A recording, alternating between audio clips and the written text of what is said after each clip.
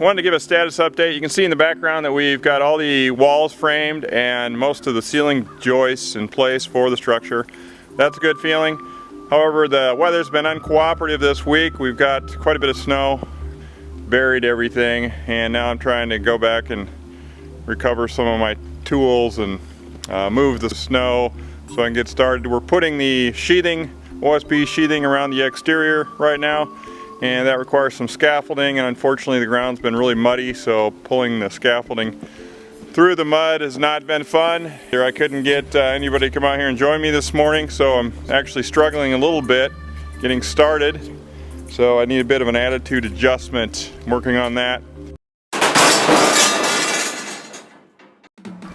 So here's that third level of scaffolding buried in the snow that I need to dig out, clean up, dust off, and put it in place. Looks very inviting. Dig into this, I'm sure. Certainly be easier to be sitting at home next to a warm fire and maybe snuggling up under a warm blanket, reading a book. So there may be periods of time where you have a bit of a bad attitude towards your project because the weather may not be cooperating, your teenager may not be cooperating, and you might be out here working alone just to keep the project moving forward. And on those days where you have a challenging attitude, you just got to keep moving forward and try not to think about it.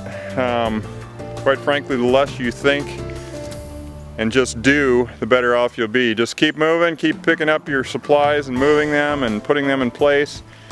You might have some slow times, but you're still making some forward progress, and that's what's most important. Even though you're having a tough day, just keep being productive as much as possible. Stop thinking about the negatives, thinking more about the positive accomplishments that you've already completed.